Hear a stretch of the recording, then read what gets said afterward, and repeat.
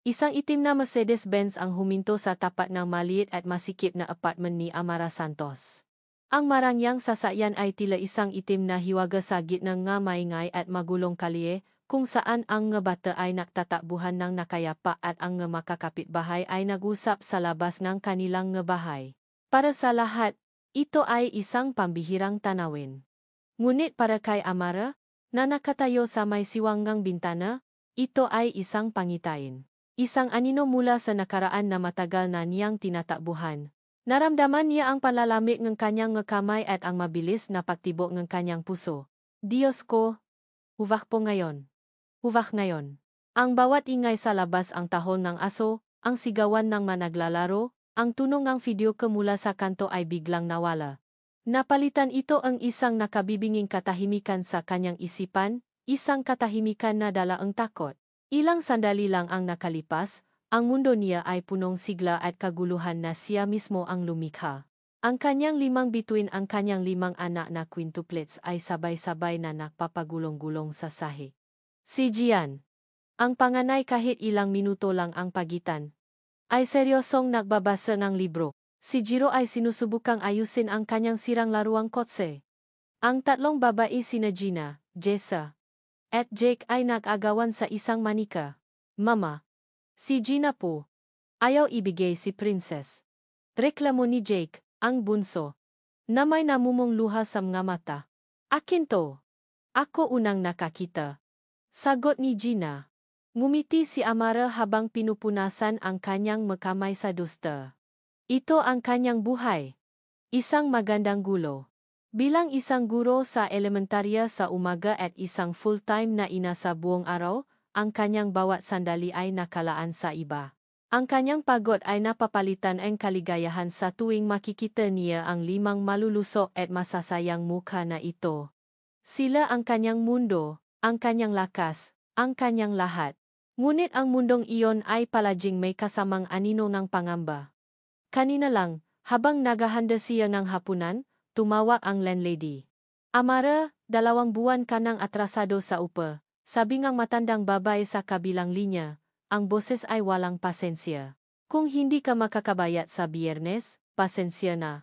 Pero kailangan niyo nang umalis. Napapikit si Amara. Ang kanyang sahod bilang public school teacher ay sapat lamang para sa pagkain at pangunahing pangangailangan ng 6 na tao. Palagi siyang nagigipit. Palaging may kulang. Ngunit palagi siyang nakakahanap ng paraan. Opo, Aling Nena. Pasensya na po. Hahanap po akong paraan, sagot niya, kahit hindi niya alam kung saan kukunin ang pera. Ngayon, habang nakatingin sa itim na sasakyan sa labas, alam niyang ang paraan ay dumating na. Ngunit ito ay isang paraan na may kaakibat na lason. Isang alok na babawiin ang kanyang kaluluwa. Bumukas ang pinto ng sasakyan. Isang matangkat na babae ang lumabas.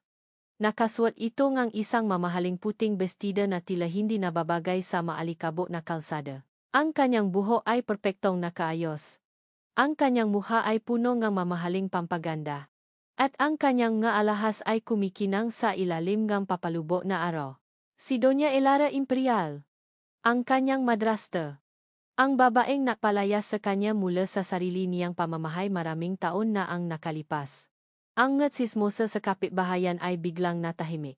Ang kanilang mga mata ay lumipat mula sa sasakyan patungo sa babae, at pagkatapos ay sa pinto ng apartment ni Amara. Naramdaman ni Amara ang paginit ng kanyang pisngi. Ang kahihiyan. Ang luma at pamilya na pakiramdam ng pagiging maliit at walang halaga sa harap ng babaeng ito. Mama, sino po siya? Tanong ni Jiro, na lumapit sa kanya at sumilip din sa bintana. Mabilis na hinila ni Amara ang kurtina. Wala, anak. Bumalik na kayo sa paglalaro. Ngunit huli na. Isang malakas at may otoridad na kato ang umalingaw-ngaw sa kanilang manipis na pinto. Nakatinginan ang 5 bata, ang kanilang paglalaro ay natigil. Tumayo si Amara, pinilit na patatagin ang kanyang nga tuhod na nanginginig. Huminga siya ng malalim. Para sa kanyang nga anak, gagawin niya ito para sa kanila. Binuksan niya ang pinto. Ang malami at mapanuring mga mata ni Doña Elara ay sinalubong siya. Tiningnan siya nito mula ulo hanggang paa, mula sa kanyang lumang t-shirt hanggang sa kanyang pagod na mukha. Pagkatapos, ang nga mata nito ay lumipat sa likuran niya, sa lima niyang anak na ngayon ay nakatayo at nakatingin ng may patataka. Isang bahagyang pakunot ng no at pakngiwi ng labi ang nakita ni Amara sa mukha ng madrasta. Iyon ay isang tingin ng pandidiri. Amara, sabi ni Doña Elara. Ang kanyang boses ay kasing lamig ng yelo. Hindi ito isang pagbati. Ito ay isang pag-angkin. Ano po ang kailangan ninyo? Tanong ni Amara, sinisikap na panatilihing matata ang kanyang boses. Hindi sumagot si Doña Elara. Sa halip, ang nga mata nito ay nanatili sa mga bata. Ito na ba sila? Ang bunga ngang iyong katigasan ngang ulo? Naramdaman ni Amara ang paakyat ng galit sa kanyang dibdib. Isinara niya ng bahagya ang pinto upang takpan ang kanyang nga anak mula sa mapanuring tingin ng babay. Huwag niyo silang idamay dito. Isang sarkastikong ngiti ang sumilay sa mga labi ni Doña Elara. Tumingin ito sa paligid, sa mga nausyosong kapitbahay. Hindi tayo dito mag-usap, sabi nito sa mainang boses, ngunit puno ng giutos. Sumama ka sa akin sa mansyon. Ayoko po. Mabilis na sagot ni Amara. Hindi iyon pakiusap. Tumingin muli si Elara sa mga bata. At sa pagkakataong ito, ang kanyang tingin ay may halong banta. May pag-usapan tayo tungkol sa kinabukasan ng mga batang ito. Ang paraan ng pagbigkas niya sa salitang kinabukasan ay nakpadala ng kaba sa buong katawan ni Amara. Hindi ito isang alok ng tulong. Ito ay isang babala. Walang nagawa si Amara kundi ang mag-iwan ng bilin sa kanyang kapitbahay na si Aling Mercy para pansamantalang bantayan ang mga bata. Sa bawat hakbang niya palayo sa kanyang apartment at palapit sa kumikinang na itim na sasakyan, pakiramdam niya ay iniwan niya ang kanyang puso at kaluluwa. Mama, saan ka po pupunta? Tanong ni Gian, ang kanyang mata ay punong pag-alala. Lumuhod si Amara at hinawakan ang pisngi ng anak. Saglit lang si Mama, anak, may kakausapin lang. Promise. Babalik ako kaagad. Pinilit niyang ngumiti, isang ngiti na hindi umabot sa kanyang nga mata. Hinalikan niya ang kanyang limang bituin sa no, bago tuluyang tumalikod at pumasok sa loob ng sasakyan. Ang paksara ng pinto ng Mercedes ay parang paksara ng isang kabaong. Ang maingay at masiglang mundo ng kanyang kapitbahayan ay biglang napalitan ng isang artificial at malamig na katahimikan. Amoy mamahaling leather at pabango ang lube, isang amoy na sumasakal sa kanya. Habang umaandar ang sasakyan, tiningnan ni Amara ang tanawin mula sa bintana. Ang nga pamilya na eskinita, matindahan sa kanto, at mga naglalarong bata ay unti-anting napapalitan ng malalapat na kalsada. Matataas na gusali. At sa huli, ngamgadambuhalang pada na nakatago sa mga mansyon ng mayayaman. Mula Quezon City hanggang Forbes Park. Mula sa kanyang mundo, patungo sa mundo nila. Pakiramdam niya ay isa siyang dayuhan na dinadala sa ibang planeta. Huminto ang sasakyan sa harap ng isang napakataas na itim na gate. Automatiko itong bumukas, na parang bibig ng isang halimaw na handa siyang lamunin. Ang daan papasok ay napapalibutan ng perpektong pagkakatabas na mahalaman at isang hardin na mas malaki pa sa buong lot ng kanyang apartment building. Ang mansyon nga imperial. Wala itong pinabago. Malaki pa rin. Puti. At nakakatakot sa kanyang karangyaan. Mukha itong isang palasyo, ngunit para kay Amara. Isa itong malamig na kulungan na puno ng masasakit na alaala. Pinagbuksan siya ng pinto ng driver. Sa pagtapak niya sa makinis na semento, naramdaman niya ang pagiging maliit ng kanyang sarili. Ang kanyang nga lumang sapatos ay tila isang insulto sa mamahaling sahi na gawa sa marmol nang pumasok siya sa loop. Sinalubong siya ang isang katulong na masama ang tingin sa kanyang kaswatan. Ang lahat ay tahimik. Ang tanging maririnig ay ang mahinang ugong ng aircon at ang alingaw-ngaw ng kanyang bawat hakbang. Ang taas ng kisame, ang nga painting na nakasabit sa pada. Ang dambuhalang chandelier lahat ay sumisiga ng kapangyarihan at kayamanan. Isang yaman na kailanman ay hindi niya naramdamang bahagi siya. Naabutan niya si Doña Elara sa sala. Ngunit hindi ito nagisa. Nakaupo sa isang malaking silyang may mataas na sandalan ang kanyang ama, si Don Ricardo Imperial. Nagbabasa itong giyaryo, at hindi man lang nakabalang iangat ang kanyang tingin nang dumating si Amara. Ang hangin sa paligid niya ay mabigat, puno ngang pagkadismaya. Ricardo, tawag ni Lara sa asawa. Dahan-dahang ibinaba ni Don Ricardo ang diaryo. Tumingin siya kay Amara, hindi bilang isang ama sa kanyang anak, kundi bilang isang CEO na tinitingnan ang isang empleyadong nakagawa ng pagkakamali. Amara, sabi nito, ang boses ay walang emosyon. Tingnan mo ang itsura mo. Tingnan mo ang buhay na pinili mo. Iyan ba ang ipinagmamalaki mo?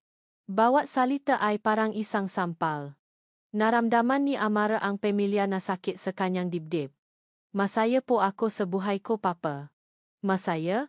Isang mapaklang tawa ang kumawala sa kanyang ama.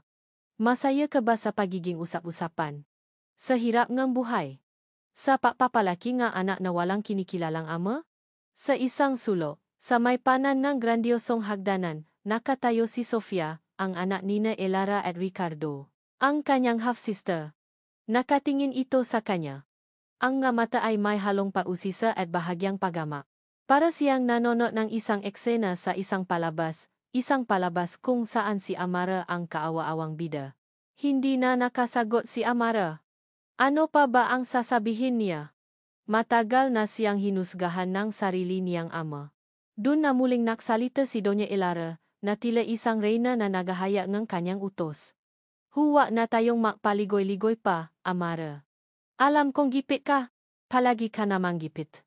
Inilapa ni Elara ang isang brown envelope sa ibabaw ng lamasang gawa sa salamin. Itinula niya ito papalapit kay Amara. Buksan mo. Nangingini ang magkamay ni Amara habang kinukuha ang envelope. Sa loob, mayroong isang set ng mga dokumento. Isang kontrata. Binasa niya ang nga unang linya. Ang legal na lengguwahe ay komplikado, ngunit ang mensahe ay malinaw na malinaw. Isa itong kasunduan. Isang kasunduan kung saan bibigyan siya ng malaking halaga sapat para bumili ng bahay, magsimula ng negosyo, at hindi na muling mamroblema sa pera. Ngunit may kapalit. Nakalagay sa kontrata na kailangan niyang lisanin ang Maynila kasama ang kanyang mga anak. Kailangan niyang pumunta sa isang malayong lugar kung saan walang nakakakilala sa kanya. At higit sa lahat, poma niyang tinatalikuran ang anumang karapatan niya at ng kanyang nga anak sa pangalan at yaman ng mga imperial. Isinusumpa niya na hindi kailanman ipapaalam sa mga bata kung sino ang kanilang lolo. Ito ay isang alok para burahin sila sa mundo nga imperial.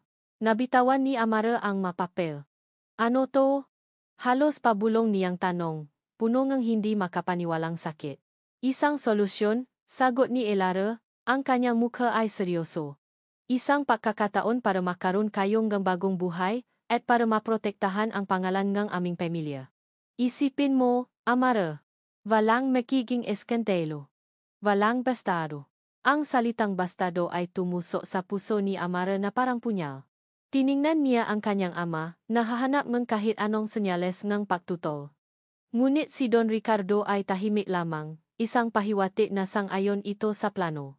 Biglang nainit ang buo niyang katawan. Ang takot at kahihiyan ay napalitan ng naalap na galit. Isang galit ng isang ina na ininsulto ang mga anak. Dahan-dahan niyang pinulot ang kontrata. Tiningnan niya si Doña Elara, pagkatapos ay ang kanyang ama. Sa isang mabilis na kilos, pinunit niya ang nga papel. At pinunit ulit. At ulit. Hanggang sa maging maliliit na piraso na lamang ito sa kanyang kamay. Hindi, sabi niya, ang kanyang boses ay nanginginig ngunit puno ng determinasyon, hinding-hindi. Ibinaksa niya ang nga piraso ng papel sa sahig. Ang nga anak ko ay hindi ibinabenta. Tumayo siya, at walang sabi-sabing tumalikod. Naglakad siya, papalabas ng mansyon, ang kanyang mahakbang ay mabilis at puno ng galit. Hindi niya pinansin ang pagtawa ni Elara sa kanyang pangalan. Nang makalabas siyang gate, ang luhang kanina pa niya pinipigilan ay bumuhos na. Naglakad siya palayo. Walang kasiguraduhan kung paano siya uwi. Ang tanging nasa isip niya ay ang makalayo sa lugar na iyon. Habang tumatawid siya sa kalsada, nabigla siya sa isang pamilya na figura na nakatayo sa kabilang kalye, sa tabi ng isang puno. Nakatayo doon si Marco de Lucha, ang amang ganyang nga anak. Ang lalaking nawala na parang bula 6 na taon na ang nakalipas. Naktama ang kanilang mga mata. Sa mukha ni Mako, nakita ni Amara ang isang bagay na hindi niya inaasahan, paalala. Isang matinding paalala. Ngunit nang mapansin nitong nakatingin siya, mabilis itong umiwas ng tingin, tumalikod, at nagmamadaling naglakad palayo. Naiwan si Amara na nakatayo sa gitna ng kalsada. Ang kanyang puso ay mas lalo pang naduro.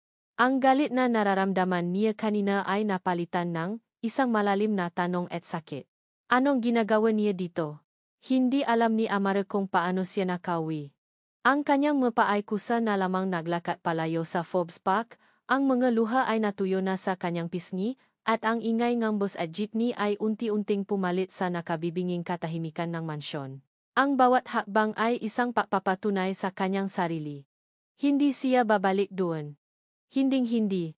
Nang makarating siya sa kanilang eskinita, ang pamilya na amoy ngang nilulutong pagkain at ang siglang nga kapitbahay ay sumalubong sa kanya. Ito ang kanyang mundo. Magulo, maingay, minsan ay mahirap, pero totoo. Dito siya malaya. Amara. Anak. Ayos ka lang? Salubong ni Aling Mercy, na naalalang nakatingin sa kanya. Okay lang po ako, Nay Mercy. Maraming salamat po sa pagbabantay. Pilit niyang nginisian ang matanda bago pumasok sa kanyang apartment. Mama. 5 maliliit na katawan ang sabay-sabay na sumalubong sa kanya ng yakap. Sa isang iglap, ang lahat ng sakit, galit, at pakalito na dala ng pagbisita niya sa mansyon ay tila pansamantalang naglaho. Inilubo niya ang kanyang mukha sa buhok ng kanyang nga anak, nilalanghap ang kanilang amoy-amoy ng gatas, pulbos, at pag-asa. Ito ang kanyang dahilan. Ito ang kanyang lakas. Okay lang si Mama, bulong niya, higit para sa kanyang sarili kaysa sa kanila. Hindi kayo pababayaan ni Mama. Kinagabihan, pagkatapos niyang pakainin at patulugin ang 5, umupo siya sa dilim. Ang determinasyon na naramdaman niya sa mansyon ay buo pa rin, ngunit ngayon ay may kasama na itong takot. Alam niyang hindi titigil si Doña Elara sa isang kontrata. Ang papunit niya sa mga papel na iyon ay hindi isang katapusan. Isa iyong deklarasyon ng giyera. Lalaban ako. Sabi niya sa kanyang sarili. Para sa mga anak ko. Lalaban ako. Kinabukasan pumasok si Amara sa eskwelahan na may bagong sigla. Ang pagtuturo ang kanyang kanlungan. Sa loob ng silid-aralan, hindi siya si Amara Santos na anak sa labas ng isang milyonaryo. Siya si Teacher Amara. Minamahal ng kanyang nga estudyante. Ngunit may kakaiba sa hangin. Ang nga kapwa niya guro na karaniwang binabati siya ang masayang good morning, ay tila umiwas sa kanyang tingin. May magumubulong habang siya ay dumadaan. Naramdaman niya ang pamilyar na kaba. Hindi nagtagal. Isang estudyante ang lumapit sa kanya. Teacher Amara. Pinapatawag po kayo ni Ma'am Principal. Sa opisina ng punong guro, nakaupo si Mrs. Reyes sa likod ng kanyang mesa. Ang kanyang karaniwang ngiti ay napalitan ng isang seryosong ekspresyon. Maupo ka, Amara, sabi nito, ang boses ay formal. Sumunod si Amara, ang kanyang puso ay nasimulang kumaboh ng mas mabilis. May problema po ba, ma'am? Huminga ng malalim si Mrs. Reyes at inilapak ang isang folder sa mesa. Amara, nakatanggap ang opisina ko ang isang formal na reklamo. Mula sa isang nag-aalalang magulang. Reklamo po. Tungkol saan? Tungkol sa iyo. Umiwas ng tingin si Mrs. Reyes. Sinasabi sa sulat na ang iyong hindi matata na sitwasyon sa bahay at ang pagiging walang asawa na may 5 anak ay maaring makakaapekto sa iyong pagtuturo at sa kapakanan ng mga estudyante. May mga paratangang kapabayaan. Ano? Hindi po yan totoo. Gulat na sabi ni Amara. Sino ang nagrereklamo? Kilala ko ang lahat ng magulang ng estudyante ko. Hindi maaaring sabihin. Anonimo ang sulat. Ngunit detalyado. Doon na niya naintindihan. Ang nga salita. Ang nga paratang. Ito ang nga sandata ni Doña Elara. Napakatalino at napakarumi. Inatake nito hindi lang ang kanyang trabaho, kundi ang kanyang pagkatao bilang isang ina. Dahil dito, papatuloy ni Mrs. Reyes, na halatang hindi komportable, at para bigyang daan ang isang investigasyon. Kailangan kitang ilagay sa preventive suspension. Epektibo agad-agad. Parang isang bombang sumabog sa kanyang pandinig. Suspendido? Nawala ng trabaho. Pero ma'am, wala po itong basehan. Kasinungalingan po lahat yan. Gawa-gawa lang po yan ni. Napahinto si Amara. Alam niyang walang maniniwala sa kanya kung babanggitin niya ang pangalan ng isang imperial. I'm sorry, Amara. Protocol ito. Lumabas si Amara sa opisina na parang lumulutang. Ang nga bulungan sa paligid ay mas lalong lumakas. Pakiramdam niya ay hubat na hubat siya sa harap ng lahat. Ang kanyang dignidad ay tinanggal sa kanya sa isang iglap. Umuwi siyang tuliro, ang isip ay blanko. Paano na sila?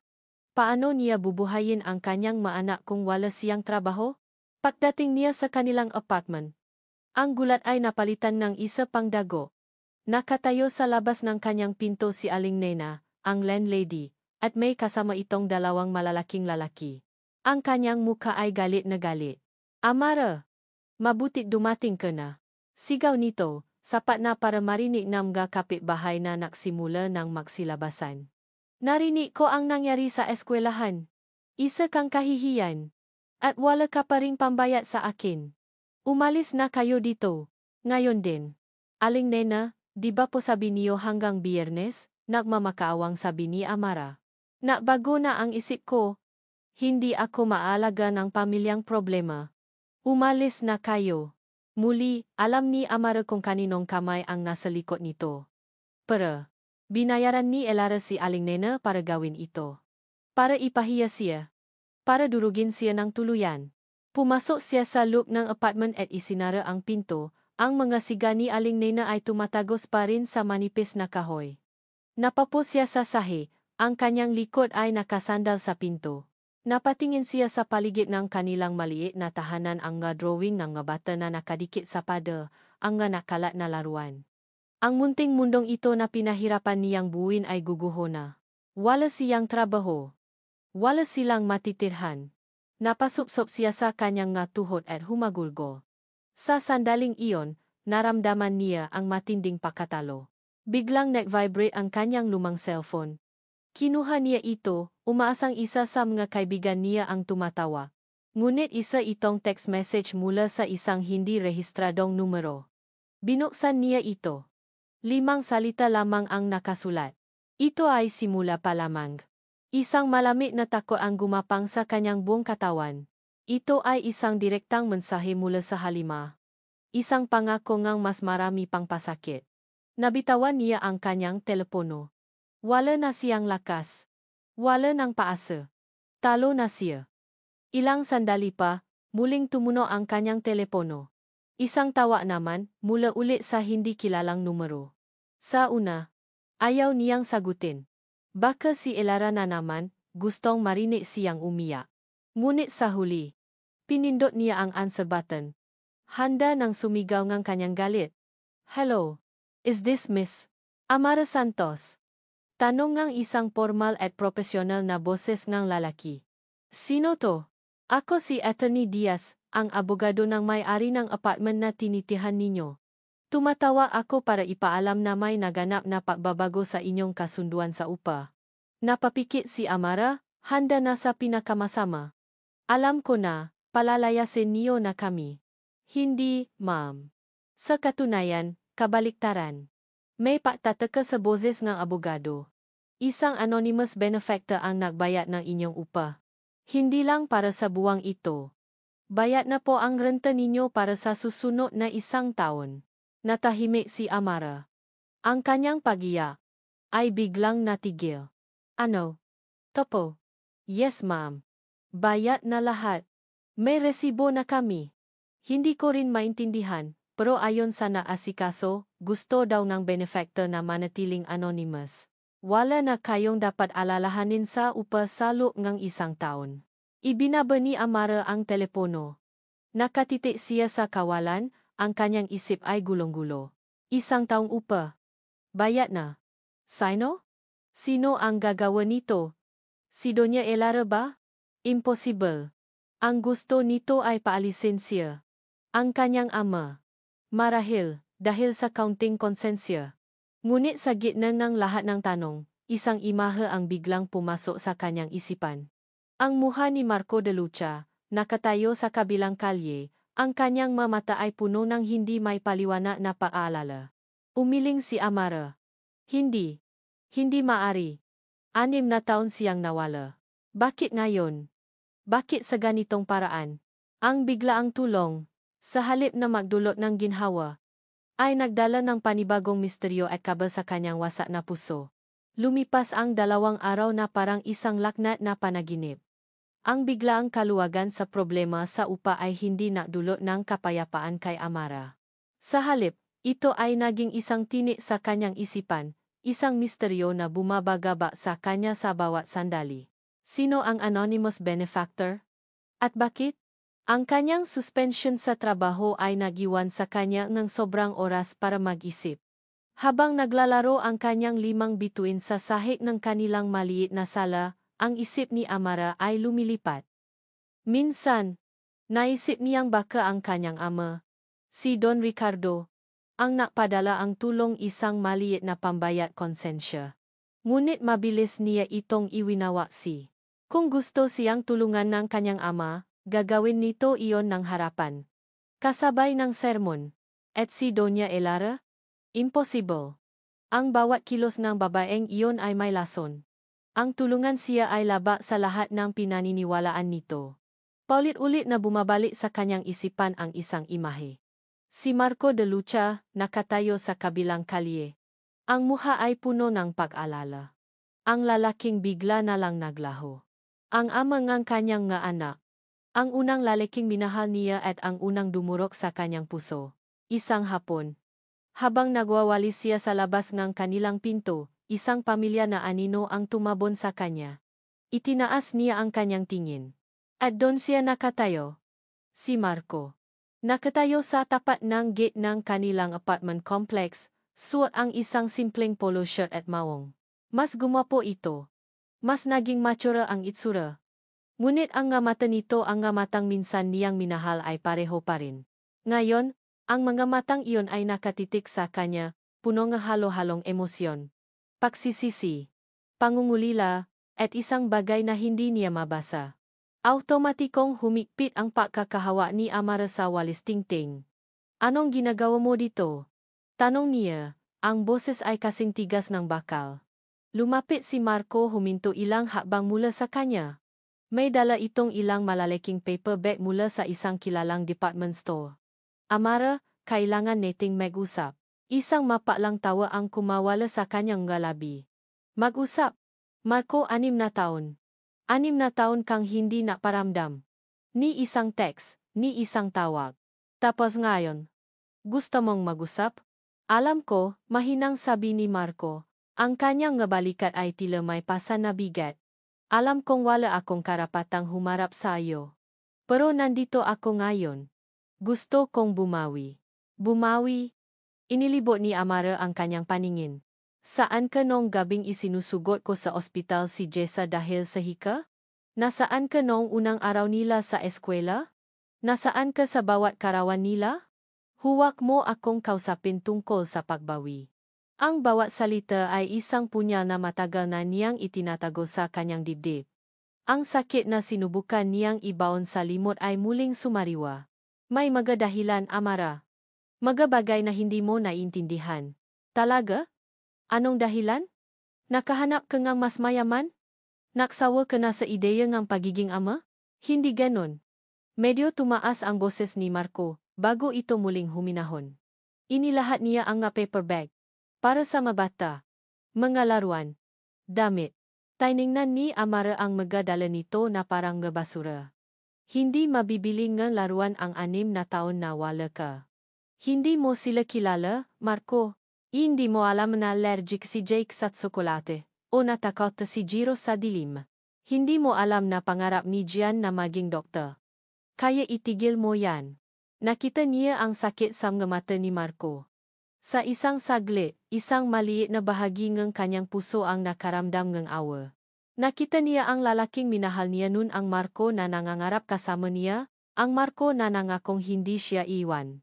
Sinungaling, sigaw ng isang boses sa kanyang isipan. Pinilit niyang patigasin muli ang kanyang puso. Umalis ka na. Bago pa makita ng anak ko ang isang estranghero sa labas ng bahay nila. Tumalikod na siya. Handa nang ipaksarhan ito ang pinto at ang kanyang buhay. Nang biglang makring ang kanyang cellphone. Kinuha niya ito mula sa kanyang bulsa. Private number. Napakunot ang kanyang no, ngunit sinagot pa rin niya. Hello? Mukhang abala ka, Amara. Nanigas si Amara sa kanyang kinatatayuan. Ang malamig at mapanuyang boses na iyon. Si Doña Elara. Ano na naman ang kailangan mo? Nanggigigil niyang tanong. Sapat na hina para hindi marinig ni Marco. Oh, wala naman, sabi ni Elara, may halong patawa sa kanyang boses. Nabalitaan ko lang na bumisita sa iyo ang nawawala mong kasintahan. Nakakatuwa, hindi ba? Kung paano gumagalaw ang tadhana. O dapat ko bang sabihin? Kung paano gumagalaw ang mga plano. Biglang nalami ang buong katawan ni Amara. Ang lahat ng piraso ay biglang nakabit-kabit sa kanyang isipan. Ang pagbabalik ni Marco, ang biglang pagbabaya sa kanyang upa, ang tiyempo ng lahat ng ito. Kasama ka ba dito? Tanong ni Amara, ang kanyang boses ay nanginginig sa galit at pagtataksil. Kunsa ba kayo? Hindi direktang sumagot si Elara. Isipin mo na lang, Amara. Mas madaling makuha ang gusto mo kung gagamit ka ng tamang pain. At mukhang effective naman ang pain na ginamit ko, hindi ba? Ibinaba ni Amara ang tawag. Ang kaunting awa na naramdaman niya para kay Marco kanina ay naging abo. Napalitan ito ang isang malamig at matinding galit.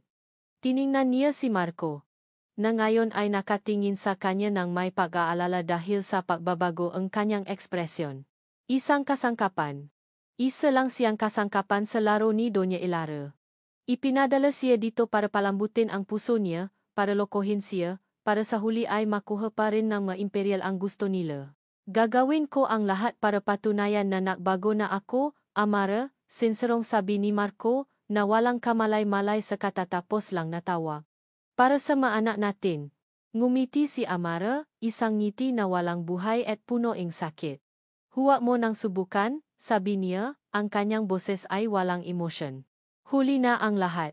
At isinara niya ang pinto sa mukha nito, kasabay ngang paksasarang ang lahat ng natitirang paasa sa kanyang puso. Nakatayo si Marco sa labas ng nasarang pinto, ang bigat ng mga paperback sa kanyang nga kamay ay tila kabigatan ng buong mundo. Ang huling salita ni Amara huli na ang lahat ay umalingaw-ngaw sa kanyang tainga na parang isang sentensya. Bawat hibla ang kanyang katawan ay gustong kumatok muli, sumiga, ipaliwanag ang lahat. Ngunit alam niyang walang saysay. Ang pada na itinayo ni Amara sa pagitan nila ay hindi gawa sa kahoy.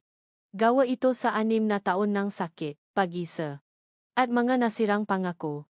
Paano niya sisirain ang pada na iyon sa loop lamang ng ilang minuto? Bumalik siya sa kanyang sasakyan, isang nondescript sedan na sadyang pinili niya para hindi makatawa ng pansin, at inilagay ang ngalaruan sa upuan ng pasahero. Napatingin siya sa mga ito isang robot, isang set ng mga pangkulay, mga manika. Mga walang buhay na bagay na sana ay magdadala ng counting saya. Ngayon, para na lamang itong masimbolo ng kanyang kabiguan. Sumandal siya sa manibela. Ang noo ay nakadikit sa malamig na leda. Napapikit siya ng mariin. Ang pagsisisi ay isang lason na matagal na niyang iniinom araw-araw. At ang makita ang galit at sakit sa mata ni Amara ay parang pag-inom ng buong bote nito ng isang lagukan. May mga dahilan, Amara. Mga bagay na hindi mo naiintindihan. Ang isip niya ay bumalik sa isang gabi. 6 na taon na ang nakalipas. Isang gabi na bumago sa lahat. Nasa loob siya ang isa pang marangyang sasakyan nun, ngunit hindi sa kanya. Kay Doña Elara Imperial.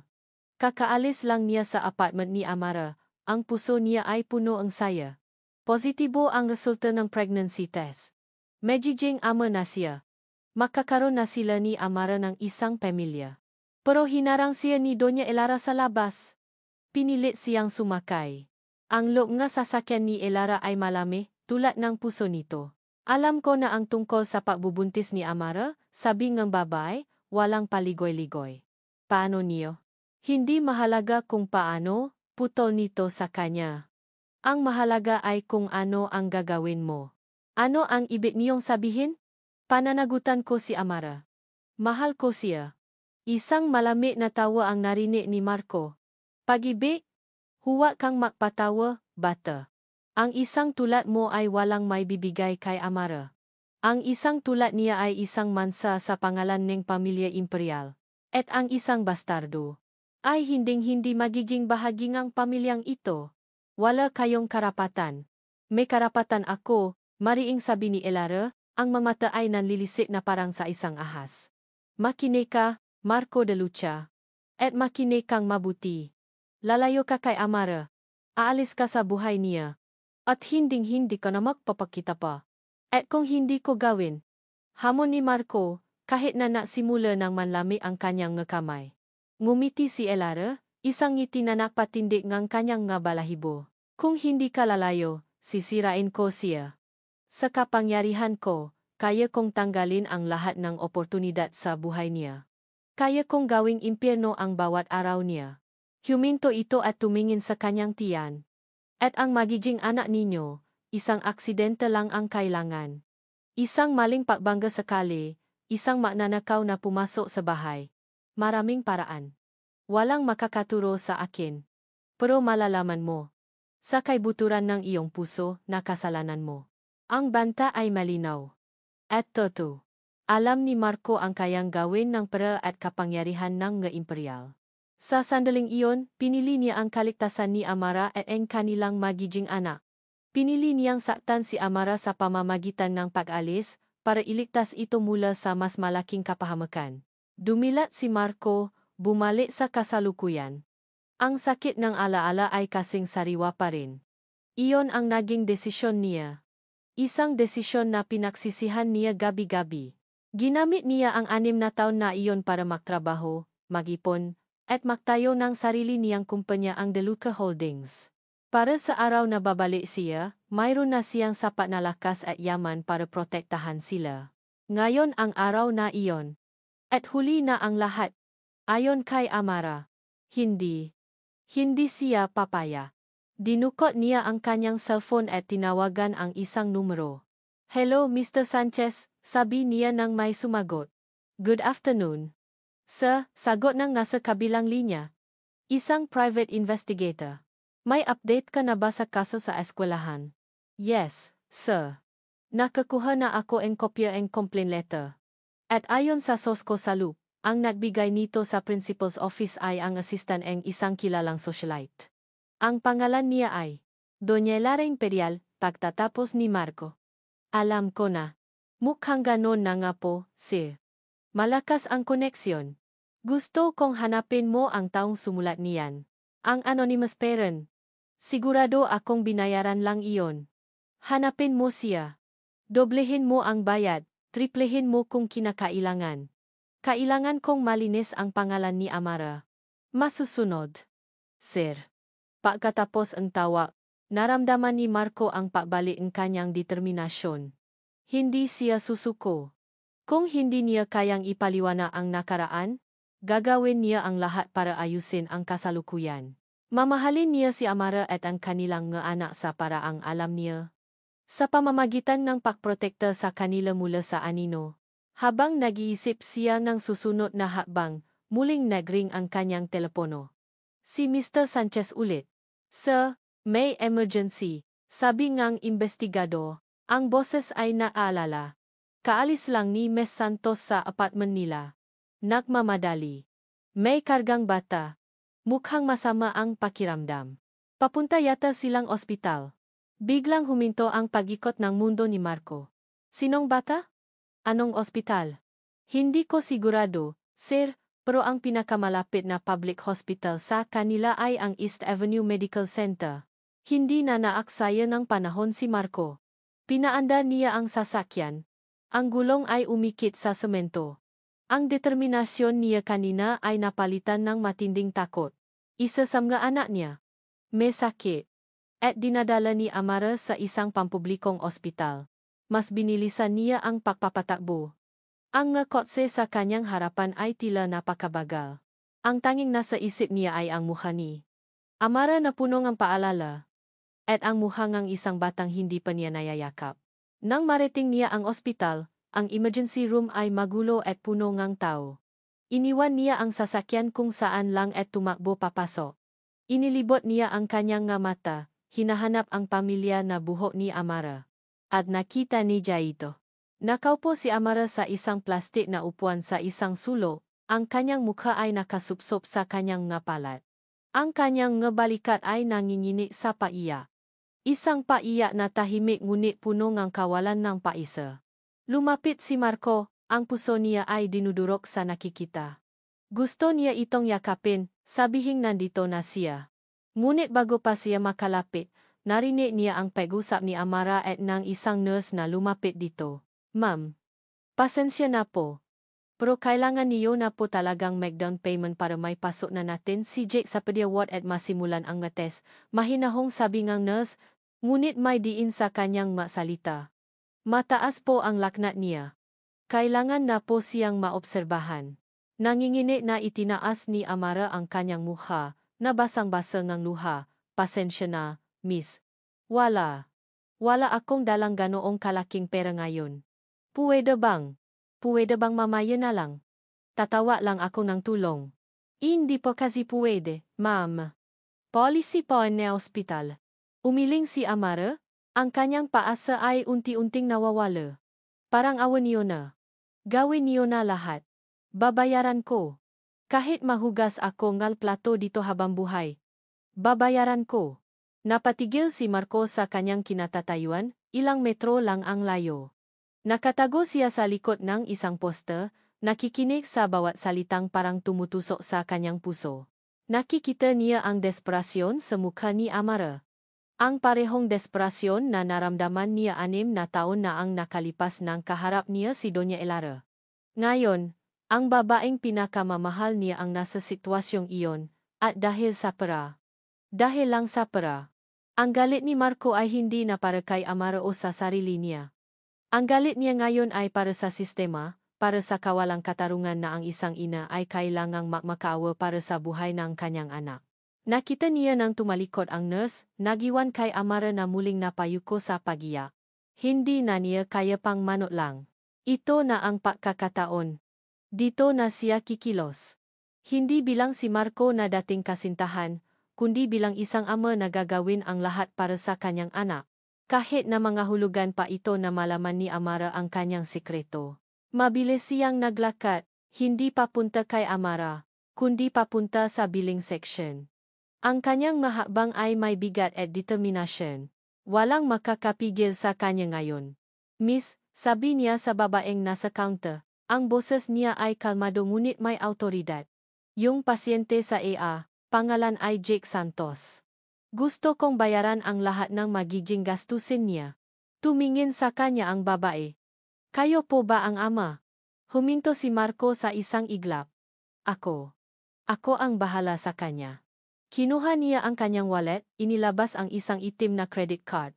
At inilapak ito sa counter. Bayaran mo ang lahat. Magka-test, gamot, private room. Ang pinakamagandang serbisyo na kaya niyong ibigay. Walang problema sa bayad. Tiningnan ng babae ang car.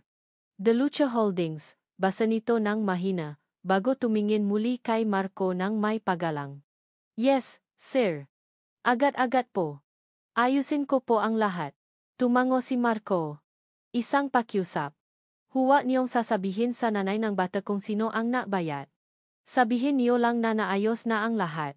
Pero, sir, gawin mo na lang, sabi ni Marco. Ang kanyang tono ay hindi na nakikiusap. Tumango ang babae at nagsimulang mag-type sa kanyang computer. Bumalik si Marco sa kanyang pwesto sa likod ng poster. Mula doon, pinanot niya ang lahat. Nakita niya ang nurse na bumalik kay Amara, may sinabi ito. Nakita niya ang gulat at hindi makapaniwalang ekspresyon sa mukha ni Amara. Nakita niya itong tumayo at naglakad papunta sa billing section, nagtatanong, nagpipilit. At nakita niya ang sandaling iyon. Ang sandaling itinuro ng cashier ang pangalan ng kumpanya sa resibo. Nakita niya ang pagbabago sa mukha ni Amara mula sa pakalito, patungo sa paunawa, at sa huli, sa isang matinding pakabigla na tila nakakita itong multo. Dahan-dahang lumingon si Amara sa direksyon niya. Ang kanilang mga mata ay muling natama sa kahabaan ng pasilyo ng ospital. Walang mga salita. Walang manggagalaw. Tanging ang bigat ng 6 na taon, nga kasinungalingan, at ng isang sikretong nabunya na ngayon. Alam ni Marco na wala na siyang matataguan.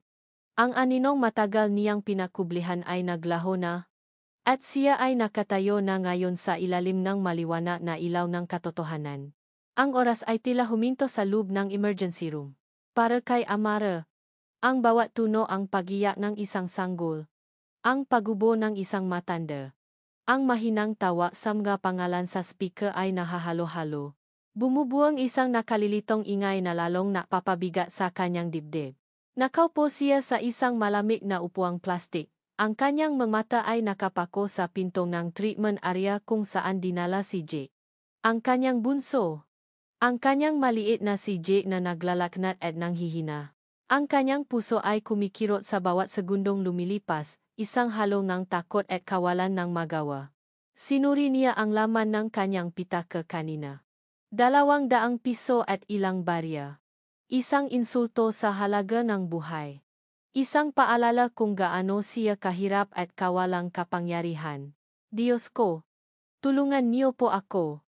Huwag niyo pong pabayaan ang anak ko. Ito ang kanyang pauli-ulit na dasal, isang pabulong na panalangin sa gitna ng kaguluhan. Naramdaman niya ang painit ng kanyang mata. Hindi siya pwedeng umiyak. Kailangan niyang maging matatag. Para kay Jake, isang nurse ang lumapit sa kanya, may dalang clipboard. Agad na tumayo si Amara, ang puso niya ay nasa kanyang lalamunan. Kumusta po ang anak ko? Okay lang po ba siya? Kalma lang po, ma'am, sabi ng nurse, ngunit ang kanyang mukha ay seryoso. Mataas pa rin po ang laknat niya. Kailangan na po siyang ma-admit at mabigyan ng IV fluids at antibiotics. At kailangan din po ang ilang blood test para malaman natin kung ano ang sanhi. Tumango si Amara. Gawin niyo po lahat ng kailangan. Lahat. Huminga ng malalim ang nose. Ma'am, pasensya na po, pero kailangan niyo na po talagang make down payment para may pasok na natin si Jake sa pedia ward at masimulan ang nga test. Polisi po ang ospital. Ang masalitang iyon ay parang isang pada na biglang itinayo sa kanyang harapan. Ang pada na pinakakinatatakutan niya. Pasensya na, miss. Wala akong dalang ganoong kalaking pera ngayon. Pwede bang mamaya na lang? Tatawa lang akong tulong. Umiling ang nurse, ang kanyang mukha ay may bahid ng awa. Hindi po kasi pwede, ma'am. Hindi po may lalabas ng laboratorio ang resulta o mayaakyat sa kwarto ang pasyente hanggat walang paunang bayad. Parang awa niyo na. Makaawa si Amara. Ang boses ay basa na. Naramdaman niya ang tingin ng maibang tao sa paligid. Ang kahihiyan ay dumakda sa kanyang takot. Gawin niyo na lahat. Babayaran ko. Kahit mahugas ako ng plato dito habang buhay, babayaran ko. Nawalan ng pag-asa si Amara nang tumalikod na ang nurse para asikasuhin ang ibang pasyente. Napaupo siyang muli, ang kanyang lakas ay tuluyang nawala. Isinupsop niya ang kanyang mukha sa kanyang ngapalat. At doon, sa gitna ng abalang emergency room, tahimik siyang humagulgol. Talo na siya. Ang kanyang pagiging ina ay may presyo, at hindi niya ito kayang bayaran. Ilang minuto ang lumipas nang bumalik ang parehong nurse. Dahan-dahang itinaas ni Amara ang kanyang mukha, handa na para sa pinakamasama. Ngunit sa pagkakataong ito, may ngiti sa mukha ng nursa. Ma'am Santos, may magandang balita po, nakangiting sabi nito. Nakaproses na po ang admission ni Jake. Inaasikaso na po ang paayat sa kanya sa isang private room.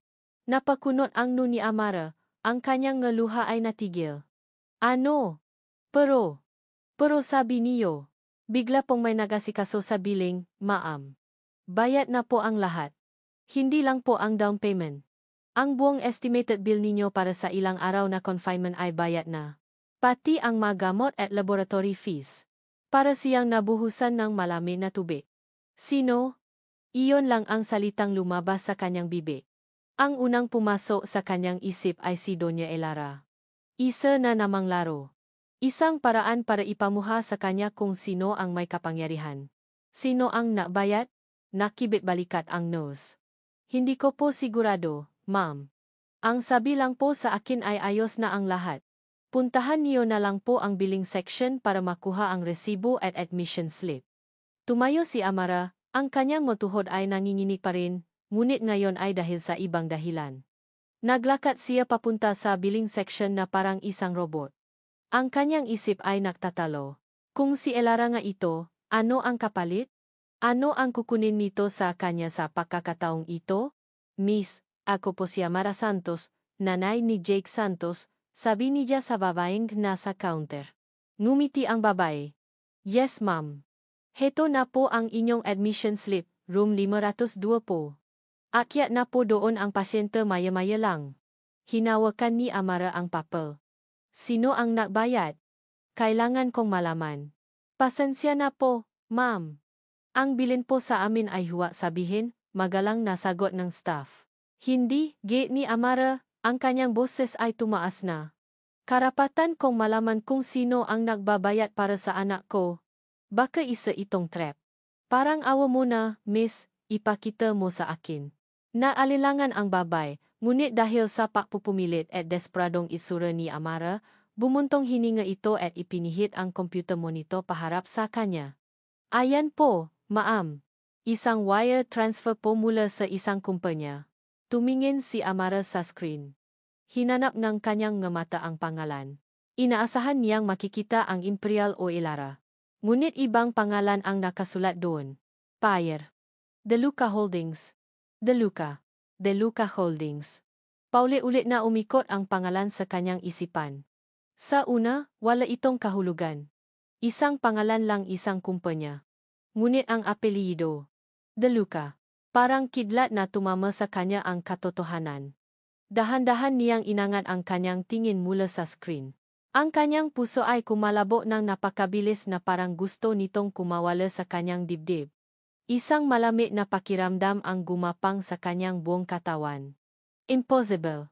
Ang kanyang paningin ay automatikong naglakbay sa kahabaan ng abalang pasilyo. Naghahanap. Nagbabaka sakali. At doon, sa dulong hallway, sa tabing ang pinto palabas, nakita niya siya. Si Marco. Nakatayo lang ito. Hindi na nagtatago sa likod na poste. Nakatitig ito sa kanya. Ang kanyang mamata ay walang halong pagkukunwari puno ito ng sakit, ng paalala, at ng isang tahimik na paamin. Ang mundo sa paligid ni Amara ay naglaho. Ang ingay ay naging isang ugong. Ang mga tao ay naging nga malabong anino. Ang tanging malinaw lamang ay ang lalaking nakatayo sa dulo ng pasilyo at ang katotohanang biglang sumampal sa kanya. Hindi lang ngayon. Ang perang pambayad sa upa. Ang anonymous benefactor. Hindi ito ang kanyang ama. Lalo namang hindi si Elara. Dahan-dahang naglakad si Amara papalapit kay Marco. Ang bawat hakbang ay mabigat. Hawak niya ang admission slip na parang isang ebidensya sa isang krimen. Huminto siya sa harap nito. Ang kanilang nga mukha ay ilang pulgada na lang ang pagitan. Tumingala siya at tinitigan ang nga mata nito. Ang kanyang mga labi ay nangingine. Ang kanyang boses ay halos hindi marinig. Isang halong pangingine, galit, at hindi makapaniwalang pakabigla. Ikaw, bulong niya. Ikaw pala. Huminga siya ng malalim. Ang bigat ng lahat ng kanyang pinagdaanan ay bumuhos sa kanyang nga salita. Sa lahat ng ito, ikaw pala. Nakatayo sila sa gitna ng pasilyo ng ospital, isang isla ng katahimikan sa gitna ng dagat ng kaguluhan. Para kay Amara, ang lalaking nasa harap niya ay hindi na lang basta isang alaala o isang multo ng nakaraan. Siya ay isang palaisipan na biglang nabuo. Isang katotohanang napakasakit tanggapin. Ikaw, ulit niya, ang kanyang boses ay mas matata na ngayon, may halong galit na nagsisimulang pumalit sa pakabigla. Yung sa upa. Ikaw din yon, hindi ba? Lahat ng ito, plano niyo to ni Elara. Para ano? Para palambutin ang puso ko. Para lokohin ako na pumaya sa gusto niyo? Nakita niya ang sakit sa mga mata ni Marco nang marinig nito ang pangalan ni Elara. Umiling ito. Hindi Amara. Mali ka ang iniisip. Mali?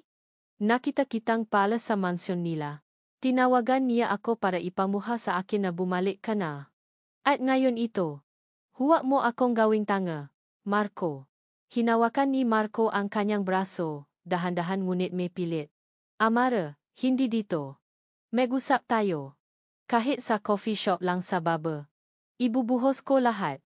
Pagkatapos, kung galit ka pa rin, tatanggapin ko. Alis ako at hindi na mapapakita pa. I promise. Nag-alinlangan si Amara. Ang isang bahagi niya ay gustong tumakbo palayo. Ngunit ang isa pang bahagi, ang bahaging naghahanap ng kasagutan sa loob ng 6 na taon, ay gustong malaman ang lahat. Tumango siya. Iniwan muna nila ang kanilang pangalan sa nurses station para matawagan kung sakaling kailanganin. At tahimik silang bumaba sa maliit na coffee shop ng ospital. Umupo sila sa isang mesa sa pinakasulok, malayo sa ibang mga tao. Ang katahimikan sa pagitan nila ay mabigat. Si Amara ay nakatingin sa labas ng bintana, ang kanyang nga braso ay nakakrus sa kanyang dibdib. Si Marco naman ay nakatiti sa kanyang nga kamay na nasa ibabaw ng mesa. 6 na taon, basa ni Amara sa katahimikan. Bigyan mo ako ng magandang dahilan, Marco. Isang dahilan na katumbas ng 6 na taon ng pag-isa at paghihirap. Huminga ng malalim si Marco. Hindi ako kasabwat ni Elara, simula niya. Ako ang una niyang biktima. Tumingin siya sa mata ni Amara. Noong gabing nalaman natin na buntis ka. Ang saya ko nun, Amara. Ang saya-saya ko. Nakplano na ako sa isip ko. Pakakasalan kita. Bubuo tayo ang pamilya. Pero pag-alis ko sa apartment mo, hinarang niya ako. Ang isip ni Amara ay bumalik sa gabing iyon. Naalala niya ang saya nila. At naalala niya ang biglaang panlalami ni Marco kinabukasan. Ang nga hindi sinasagot na tawag. Ang biglaan niyang paglaho. Dinala niya ako sa isang lugar, papatuloy ni Marco. Ang kanyang boses ay mahina na parang isang alaalang ayaw ng balikan. Sinabi niya sa akin na alam niya ang tungkol sa iyo. At binigyan niya ako ng isang pagpipilian. Anong pagpipilian? Lalayo ako sayo at sa magiging anak natin. At hahayaan niya tayong mabuhay ng tahimik. O mananatili ako sa tabi mo, at sisirain niya ang buhay mo. Bawat pinto ay sasara niya para sa'yo. Bawat oportunidad ay alisin niya. At ang pinakamasakit, huminto si Marco, at nakita ni Amara ang isang bagay na hindi pa niya nakikita nun sa mata nito. Takot. Binantaan niya ang buhay mo, Amara. At ang buhay ngang sanggol sa sinapupunan mo. Parang isang suntok sa sikmura ang naramdaman ni Amara. Si Doña Elara, kayang gawin iyon ng babaeng iyon. Alam niya. Sinabi niya. Isang aksidente lang ang kailangan. Walang makakuturo sa akin. At alam kong kaya niyang gawin yon, sabi ni Marco, ang kanyang boses ay nanginginig na sa pinipigilang galit. Sa sandaling iyon, ano ang pipiliin ko? Ang sarili kong kaligayahan? O ang kalitasan ninyo? Napatakip si Amara sa kanyang bibi. Ang kwentong matagal niyang binuo sa kanyang isipan, ang kwento ng isang lalaking duwag at walang pananagutan ay unti-unting gumuho. Kaya umalis ako, sabi ni Marco, ang kanyang mga mata ay nagsimula ng mamasa. Ang pinakamahirap na desisyon sa buong buhay ko. Bawat araw, gusto kitang tawagan. Bawat araw, gusto kong bumalik. Pero pinanghawakan ko ang pangako ko na poprotektahan kita, kahit sa malayo. Ginamit ko ang 6 na taon para magtrabaho. Natayo ako ng sarili kong kumpanya mula sa wala. Naipon ako. Napalakas ako. Para sa araw na babalik ako, hindi na ako ang Marco de Lucha na kaya nilang tapak-tapakan. Para sa araw na babalik ako, kaya ko na kayong ipaglaban.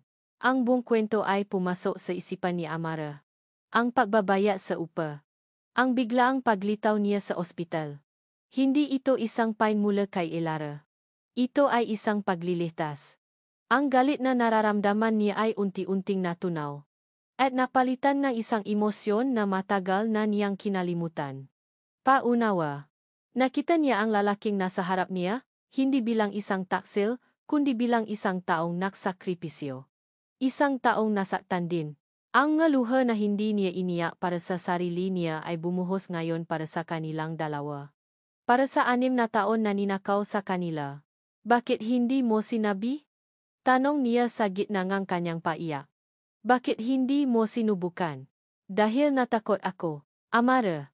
Natakot ako na baka hindi ka maniwala. Natakot ako na baka lalo lang kitang ilagay sa panganib. Kaya pinili kong maging anino mo. Ang lihim mong tagapagbantay. Tumayo si Marco at lumipat sa upuan sa tabi niya. Sa unang pagkataon sa loob ng 6 na taon, hinawakan niya ang kamay ni Amara. Hindi ito itinula ni Amara. Sa halip, hinawakan niya ito pabalik. Patawarin mo ako, bulong ni Marco. Patawarin mo ako sa lahat ng sakit na idinulot ko. Hindi mo alam kung gaano ko pinagsisihan ang lahat. Umiling si Amara. Wala kang kasalanan. Pareho lang tayong biktima. Sa sandaling iyon, sa isang maliit na coffee shop sa loob ng isang magulong ospital, ang pada na naghihiwalay sa kanila ay tuluyan ng gumuho. Ang masugat ay hindi pa maghihilom, ngunit sa wakas, ang lason ng galit ay nasimula ng mawala. Magtutulungan tayo, sabi ni Amara. Ang kanyang boses ay may bagong determinasyon. Tiningnan niya si Marco, hindi na bilang isang multo ng nakaraan, kundi bilang isang kakampi. Hindi na tayo magpapatakot sa kanya. Lalaban tayo. Tumango si Marco, isang maliit na ngiting peasa ang sumilay sa kanyang ngalabi. Lalaban tayo. Para sa mga anak natin. Habang nausap sila, tumuno ang telepono ni Amara. Isang tawa mula kay Elara. Nakatinginan sila ni Marco. Pinindot ni Amara ang answer button at inilagay sa speaker mode. Hello? Narinig ko may sakit ang isa sa magbastardo mo, sabi ng malamig na boses ni Elara. Kailangan mo bangang pera?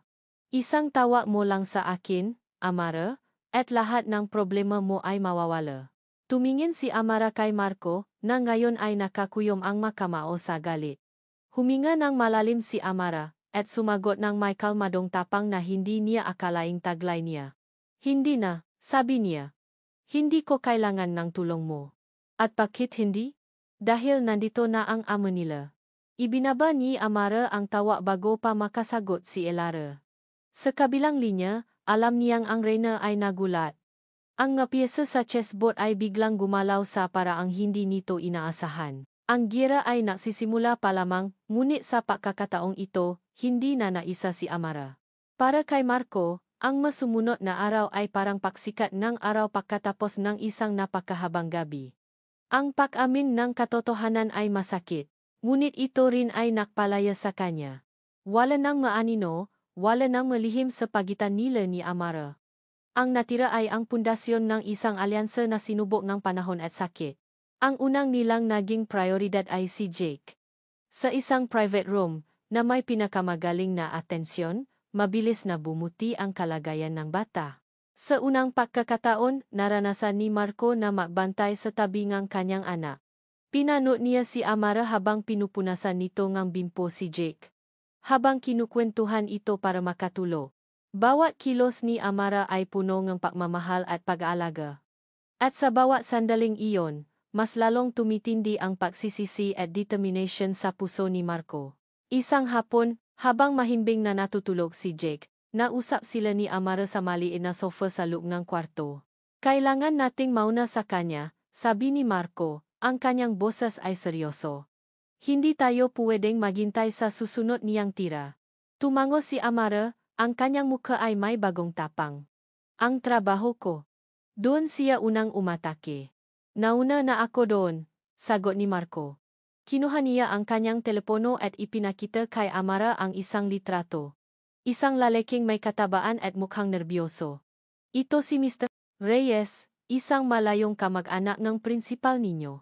Siya ang ginamit ni Elara para isumite ang anonymous complaint. Binayaran siya ang malaki. Paano mo nalaman? Gulat na tanong ni Amara. May mga mata at tainga ako. Simpleng sagot ni Marco. Kaninang umaga. Kinausap siya na investigador ko. Sa una, ayaw umamin. Pero nang inalok namin siya ang doble sa ibinayad ni Elara, kasama ang isang maliit na paalala tungkol sa tax evasion, bigla siyang naging napaka-kooperatibo. Pumayak siyang tumestigo at isulat ang lahat sa isang sinumpaang salaysay. Tiningnan ni Amara si Marco ng may paganga at counting pag-aalala. Ang Marco na kilala niya nun ay isang simpleng binatang nangangarap. Ang Marco sa harap niya ngayon ay isang lalaking marunong lumaban sa paraang hindi niya alam. Malilinis na ang pangalan mo sa eskwelahan. Makakabalik ka na sa pagtuturo, sabi ni Marco, na parang napakadaling bagay lang nun. Ngunit may bumabagabak kay Amara. Paano kung hindi lang ito ang paraan niya? Paano kung may iba pa siyang plano? Bigla niyang naalala ang kapatid niya, si Sofia. Si Sofia. Anong tungkol sa kanya? Nandun siya noong dinala ako ni Elara sa mansyon. Nakita ko sa mga mata niya. Hindi lang pahamak. May halong pausisa. Parang hindi siya kasing sa mga ina niya. Pinaisipan ni Marco ang sinabi ni Amara. Sa kanilang laban, kailangan nila ng lahat ng tulong na maari nilang makuha. Ang isang kakampi mula sa loob ng kampong ng kalaban ay isang malaking kalamangan. Gusto mo siyang kausapin? Tanong ni Marco. Tumango si Amara. Gusto kong subukan. Hindi para sa atin, kundi para sa kanya. Biktima rin siya ni Elara. Kinabukasan. Pagkatapos ma-discharge ni Jake sa ospital, masayang-masaya ang 5 bituin.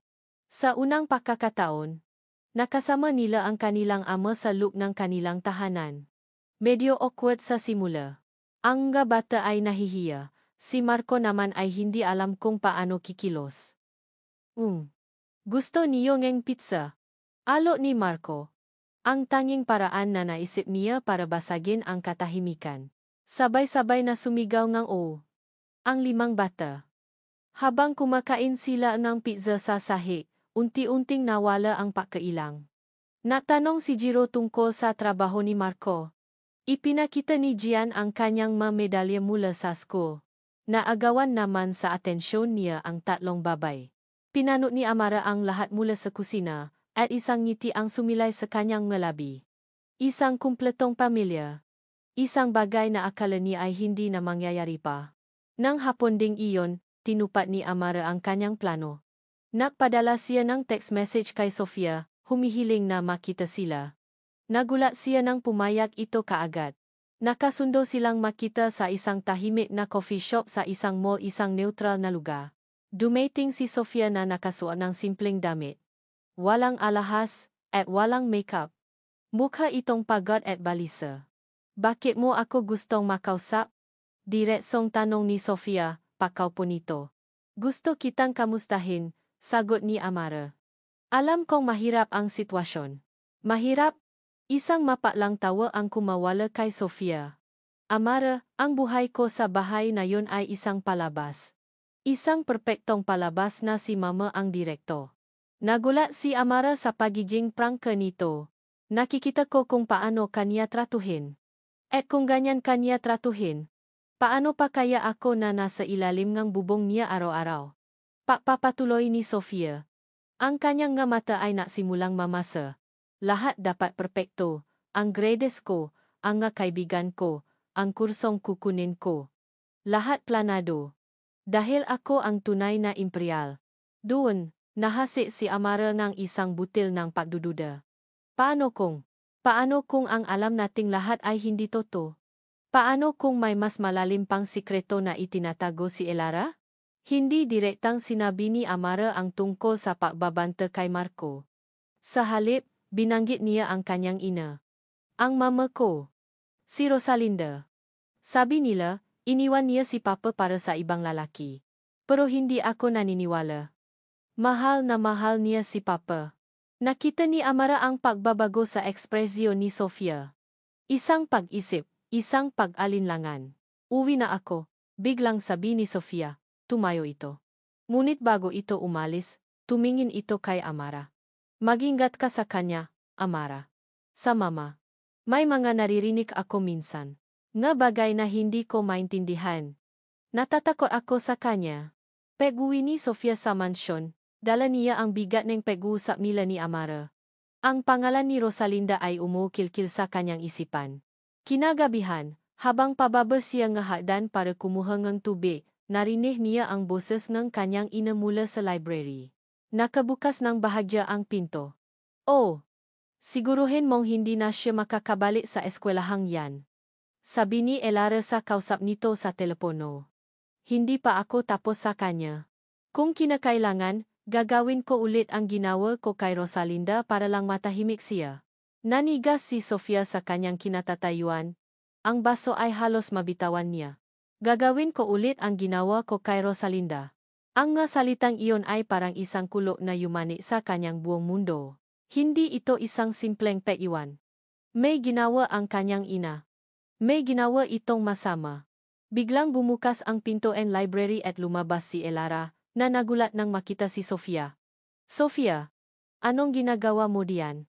Wala po, Mama. Kukuha lang po sana ako ng tubig, nanginginig na sagot ni Sofia. Tiningnan siya ni Elara nang may pagdududa. Matulog ka na. Maaga ka pa bukas. Tumango si Sofia at mabilis na tumakbo pabalik sa kanyang kwarto. Isinara niya ang pinto at napasandal dito, ang kanyang puso ay kumakabog ng napakabilis. Ang ngasalita ng niyang ina. Ang ngababala ni Amara. Ang lahat ay nagsasama-sama. Ang reyna ay may itinatagong isang napakadilim na sikreto. At si Sofia, sa unang pagkakataon, ay natakot hindi para sa kanyang sarili, kundi para kay Amara at sa 5 batang hindi niya lubos na kilala. Sa unang pagkakataon sa loob ng mahabang panahon, gumising si Amara na may bahagyang ngiti sa kanyang ngalabi. Ang pagkakaroon ni Marco sa kanilang buhay ay parang isang kalasak. Ang paalam sa katotohanan ay nagbigay sa kanyang lakas. Hindi na siya nag-isa, mayroon na siyang kakampi. Habang natutulog pa ang kanyang 5 bituin, lumabas siya para bumili ng pandesal sa kanto, isang maliit na ritual na nagbibigay sa kanya ang ilang minutong katahimikan. Ngunit ang katahimikang iyon ay biglang winasa.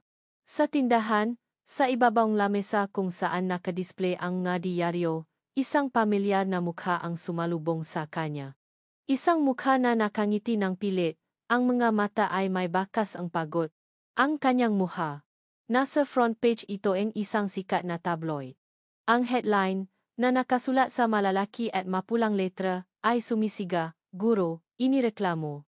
Mag-anak, pinababayaan dahil sa lalaki?" Nanlamig ang kanyang makamay. Ang diaryo ay nanginginig sa kanyang pagkakahawak. Sa ilalim ng headline, may isang litratong kuha sa labas ng kanilang apartment. Nakatayo siya doon, kausap si Marco. Ang anggulong guha ay mukhang may tensyon, mukhang may pinagtatalunan. Sa tabi nito, may isa pang litrato ang mga anak niya na naglaro sa labas, marumi at magulo. Ang 2 litrato ay pinatabi para makwento ng isang kasinungalingan. Hindi niya makilala ang babae sa litrato, kahit na alam niyang siya iyon. Ang babae sa diaryo ay isang pabayang ina. Isang desperadang babae. Isang kahihiyan. Grabe naman pala yang si Teacher Amara, no? Narinig ni Amara ang bulungan mula sa 2 babaeng bumibili rin. Hindi siya lumingon, ngunit naramdaman niya ang kanilang matingin. Kawawa yung nga bata. 5 pa naman. Kaya pala nasuspinde sa eskwelahan. May tinatago palang kababalagan. Bawat salita ay parang isang karayom na tumutusok sa kanyang balat. Nabitawan niya ang diaryo na parang napaso. Mabilis niyang binayaran ang pandesal at halos takbuhin ang daan pabalik sa apartment, ang kanyang mukha ay nakayuko. Hindi makatingin sa makapitbahay na ngayon ay nakatingin sa kanya ng may iba't ibang ekspresyon pagkaawa, paghusga, pag-usisa. Papasok niya sa bahay, isinara niya ang pinto at napasandal dito, habol ang kanyang hininga. Ang kahihiyan ay parang isang kumot na bumabalot sa kanya, sumasakal sa kanya. Ito ang plano ni Elara. Hindi sapat na tanggalin ang kanyang trabaho. Kailangang sirain din nito ang kanyang pagkatao sa matang lahat. Sa kalagitnaan ng kanyang pagpapani, isang malakas na katok sa pinto ang napagulat sa kanya. Nang buksan niya ito, isang lalaking nakauniforme mula sa isang courier service ang naabot sa kanya ng isang makapal na brown envelope. Nangingini ang mga kamay niya habang pinipirmahan ang resibo. Alam na niya kung ano ito bago pa man niya buksan. Ang selyo sa labas ay mula sa korte. Umupo siya sa sahig at binuksan ang sobre. Sa loob, naroon ang isang formal na dokumento. Isang petisyon. Petition for custody. Binasa niya ang mapangalan ng petitioner. Doña Elara Imperial at Don Ricardo Imperial. At ang pangalan ng respondent? Amara Santos. Ang petisyon ay humihiling sa korte na ibigay sa kanila ang pangangalaga sa 5 bituin dahil sa kapabayaan, kawalan ng moralidad, at kawalan ng kayahang pinansyal ang kanilang ina. Ginamit nitong ebidensya ang reklamo sa eskwelahan at ang artikulo sa dayaryo. Nabitawan ni Amara ang mga papel.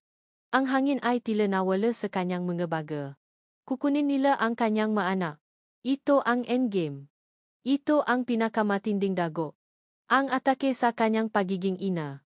Tiningnan niya ang kanyang maanak, na ngayon ay nagsisimula ng magising, walang kamalay-malay sa bombang sumabo sa kanilang buhay. Isang matinding takot ang kumapit sa kanyang puso, isang takot na mas masahol pa sa kamatayan. Ang takot na mawala sa kanya ang kanyang mga bituin. Dinampot niya ang kanyang telepono, ang tanging taong naisip niyang tawagan ay ang kanyang ama. Sa kabila ng lahat, ama pa rin niya ito. Hindi ito papayag dito. Hindi maari. Nang sagutin nito ang tawag, ang boses niya ay nanginginig. Papa. Nakita niyo na ba?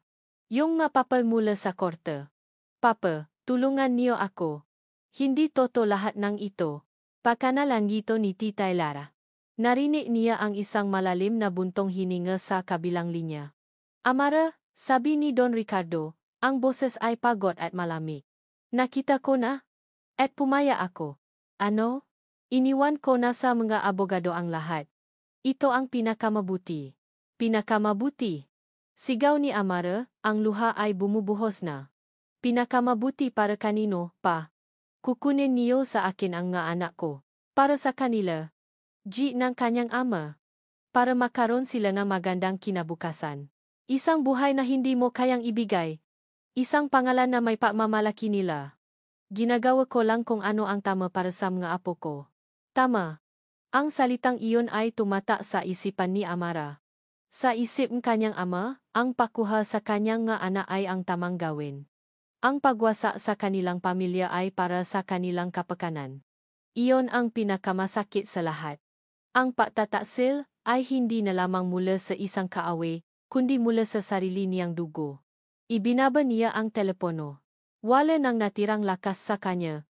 Ang paasa ay tuluyan nang naglaho. Sakto namang dumating si Marco, may dalang mga groceries. Nakita niya agad ang mapapal na nakalat sa sahig, ang dayaryo, at ang anyo ni Amara na parang isang basa na manika. Amara? Anong nangyari? Hindi siya sumagot. Dahan-dahan siyang tumayo, naglakad papalapit kay Marco, at isinupsop ang kanyang sarili sa dibdib nito. Doon, ibinuhos niya ang lahat ng sakit, takot, at kawalan ng pag-asa. Humagulgol siya ng walang tigil, ang kanyang katawan ay nangingini. Niyakap siya ni Marco ng mahigpit, hinahayaan siyang ilabas ang lahat. Shh! Andito lang ako. Lalaban tayo. Bulong ni Marco. Ngunit umiling si Amara sa gitna ng kanyang pagiyak. Itinaas niya ang kanyang mukha, na basang-basang ang luha. Ang kanyang mata ay puno ng pagkatalo. Panalo na siya, Marco, sabi niya. Ang kanyang boses ay basak at puno ng sakit. Panalo na siya.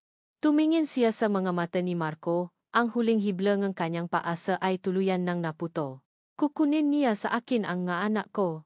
Ang ballroom 5-star hotel ay kumikinang. Ang nga dambuhalang chandelier ay nagbibigay ng ginintuang liwanag sa daan-daang bisita na nakaswot ng kanilang nga pinakamamahaling damit at alahas. Ang tunog nga nag-umpugang baso ng champagne, ang mahinang tuktok ng isang string quartet, at ang halahakan ng mga mayayaman ay nagahalo sa hangin. Ito ang taon ng charity ball ng ma-imperial, ang pinakamalaking social event ng taon, isang pagpapakita ng kanilang kapangyarihan at impluensya. Sa gitna ng lahat ng ito, pumasok si Amara.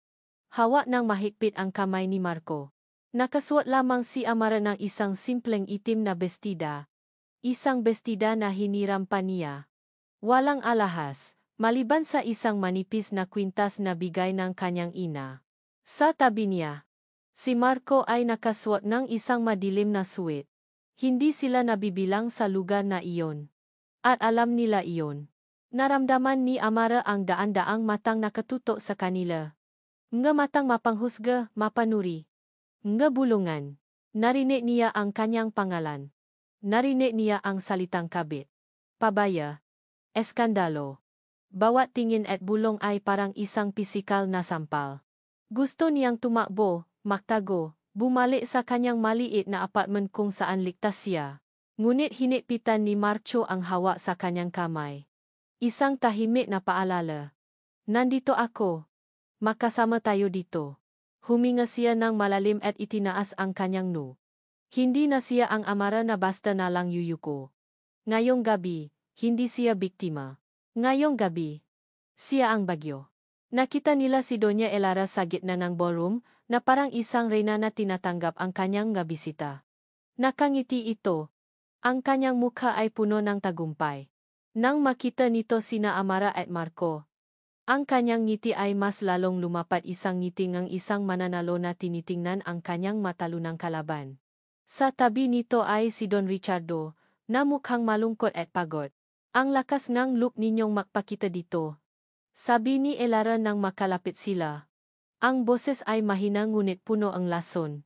Hindi namin palalampasin ang gabi mo, Tita Elara. Sagot ni Amara, ang kanyang boses ay kalmado. Ang gabi ngang iyong tagumpay. Ngumisi si Elara, bago tumalikod para asikasuhin ang ibang bisita. Ilang sandali pa, umakyat si Doña Elara sa entablado.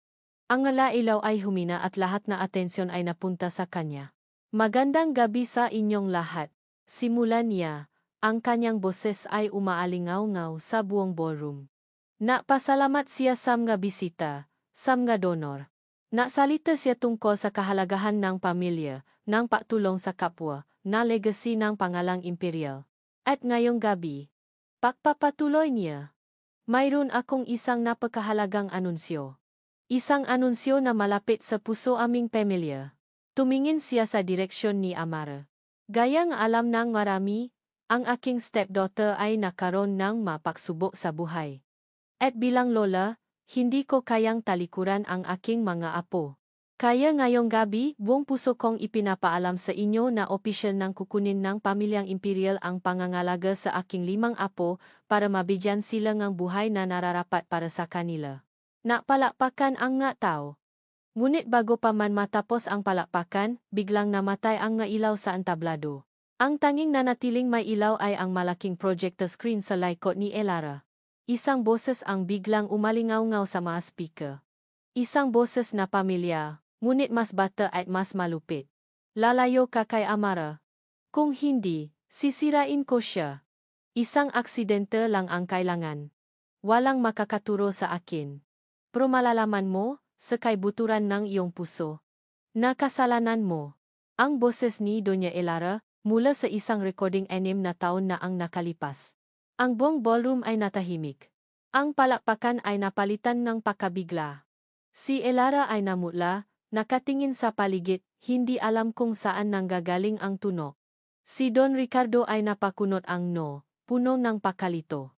Bago pa makabawi si Elara, isang spotlight ang bumukas, nakatutok sa isang lalaking nanginginig sa gilid ng ballroom. Ito si Mr. Reyes. Naglakad si Marco papunta sa gitna. Ang boses na narinig ninyo ay ang boses ni Doña Elara Imperial. 6 na taon na ang nakalipas, habang tinatakot niya ako para iwan ang buntis na si Amara. At ang lalaking ito, sabi ni Marco, itinuturo si Mr. Reyes, ay ang taong binayaran niya para sirain ang pangalan ni Amara sa eskwelahan. Lumapit si Mr. Reyes, hawa ang isang dokumento. Totoo po ang lahat ng sinabi niya. Binayaran po ako ni Doña Elara. Heto po ang aking sinumpaang salaysay. Ang kamera ng press ay nagsimulang mag-flash. Ang bulungan ay naging isang malakas na ugong. Nga sinungaling. Nga bayaran. Sigaw ni Elara, ang kanyang mukha ay puno ng gulat at galit. Ricardo, gawin mo ang isang bagay. Ngunit si Don Ricardo ay parang isang estatwa, nakatitik kay Elara, ang kanyang mukha ay puno ng hindi makapaniwalang sakit. Hindi sila nagsisinungaling. Papa! Isang boses ang pumutol sa lahat ng ingay. Isang boses na malambing ngunit puno ng bigat. Lahat ay napalingon. Naglalakad papunta sa entablado si Sofia, ang kanyang mukha ay basang-basa ng luha. Ang sarili niyang anak. Mama, itigil mo na to, sabi ni Sofia, nakatingin sa kanyang ina. Narinig kita. Narinig kitang kausap ang abogado mo sa telepono. Sinabi mo. Huminto siya at huminga ng malalim. Sinabi mo na kung kinakailangan, gagawin mo ulit kay Amara ang ginawa mo kay Rosalinda. Sa pagbanggit ng pangalan ni Rosalinda, si Don Ricardo ay tila nabuhayan. Tumingin siya kay Sofia, pagtapos ay kay Elara. Ano? Anong ibig mong sabihin? Tanong ni Don Ricardo. Mama, aminin mo na, pagmamakawa ni Sofia, na hindi totoong iniwan ni Tita Rosalinda si Papa. Na ikaw ang gumawa ng paraan para paghiwalayin sila. Ikaw ang nagtanim ng makasinungalingan. Ikaw ang sumira sa kanila para makuha mo ang gusto mo. Ang huling revelasyon na iyon ay ang patalim na tuluyang sumaksak sa puso ni Don Ricardo. Ang lahat ng kasinungalingan na pinaniwalaan niya sa loob ng 20 taon ay gumuho sa isang iglap. Ang babaeng pinakasalan niya, ang ina ng kanyang anak, ay isang halimaw na nakasuot ng damit ng anghel. Ang mabisita ay tahimik, masaksi sa pagguhong isang dinastiya. Si Elara ay napaluhod, wala nang masabi, talo na. Dahan-dahang lumakat si Don Ricardo palapit kay Elara. Hindi galit ang nasa mukha niya. Mas malala. Pandidiri. Yumuko siya, at sa boses na sapat lang para marinig nilang dalawa at ng mataong malapit, ngunit puno ng bigat ng 20 taong panlilinlang, sinabi niya. Halimaw ka. Itinaas niya ang kanyang tingin sa buong ballroom. Umalis ka sa pamamahay ko. Ang masalitang iyon ay ang huling pako sa kabaong ni Doña Elara Imperial. Ang umaga pagkatapos ng gabi nga eskandalo ay hindi maingay. Ito ay tahimik. Isang katahimikan na mas mabigat at mas makahulugan kaysa sa anumang siga. Pag-uwi nila ni Marco mula sa hotel, ang mga bata ay mahimbing nang natutulog. Walang nakakaalam sa kanila na habang sila ay nananaginip, ang kanilang mundo ay gumuho at muling nabuo. Kinaumagahan, walang nagbago sa kanilang maliit na apartment. Nagluto pa rin si Amara ng sinanga at itlog. Naagawan pa rin sa laruan sina Gina at Jessa. Pero may nagbago sa hangin. May isang bekat na nalas. Sa unang pagkakataon, hindi na sila nagtatago. Bandang tanghali, may kumatok sa pinto. Hindi ito isang malakas at mayabang na katok na tulad ng kay Elara. Ito ay isang katok na mahina, nag-aalinlangan. Nang buksan ito ni Amara, bumungat sa kanya ang isang taong hindi niya inaasahan. Ang kanyang ama. Pero hindi ito ang Don Ricardo na kilala niya. Ang lalaking nakatayo sa harap niya ay hindi na ang hari ng isang imperyo. Ang kanyang nga balikat ay nakayuko. Ang kanyang mamahaling suit ay gusot. Ang kanyang mukha ay tila tumanda ng 10 taon sa loob lamang ng isang gabi. At sa kanyang mga mata, wala na ang pagmamataas. Ang naroon na lang ay isang malalim at basa na kalungkutan. Amara, sabi nito. Ang boses ay pause. Hindi na salita si Amara. Pinakbuksan niya lang itong pinto. Pumasok si Don Ricardo sa loob. Ito ang unang pagkakataon na nakatapak siya sa tahanan ng kanyang anak. Ang kanyang nga mata ay inilibot sa maliit na espasyo. Nakita niya ang drawing ng gabata na nakapaskil sa dingding gamit ang tape. Nakita niya ang 5 pares ang maliliit na sinelas na makakatabi sa sahig. Nakita niya ang isang buhay na simple. Masikip, ngunit puno ng pagmamahal. Isang buhay na binaliwala niya sa luan maraming taon. Ang 5 bata na naglalaro sa sahe ay napahinto. Tumingin sila sa estrangherong matanda ng may pagtataka. Dahan-dahang lumuhod si Don Ricardo sa sahe, isang bagay na hindi kailanman ginawa ni Amara na nakita niyang ginawa nito. Ang kanyang matuho ay lumaguto. Nakatingin siya sa 5 maliliit na mukha na may mga mata na katulad ng sa kanya at ng kay Rosalinda. Magapo ko, bulong niya. At doon, sa sahig ng maliit na apartment sa Quezon City, ang makapangyarihang si Don Ricardo Imperial ay nagsimulang umiyak. Humagulgol siya na parang isang bata. Isang paiyak na namumula sa kaibuturan ng isang pusong puno ng pagsisisi. Lumapit si Amara at umupo sa tabi niya. Walang salita. Hinayaan niya lang itong ilabas ang lahat. Patawarin mo ako, anak. Sabi ni Don Ricardo sa gitna ng kanyang ngahikbi. Patawarin mo ako. Naging bula ako. Pinaniwalaan ko ang magkasinungalingan niya. Ang nanay mo, si Rosalinda. Pinabayaan ko siya. Pinabayaan kita. Anong klase akong ama? Tumingin si Amara sa kanyang ama. Ang galit na matagal niyang kinimkim ay wala na. Ang nakikita niya na lang ay isang matandang lalaki na naligaw at ngayon ay gustong makahanap ng daan pabalik. Papa! Mahina niyang sabi, at hinawakan ang kamay nito. Tapos na po yun. Umiling si Don Ricardo. Hindi pa. Ngayon pa lang ako magsisimula. Magsisimula akong bumawi sa inyo. Sa inyong lahat.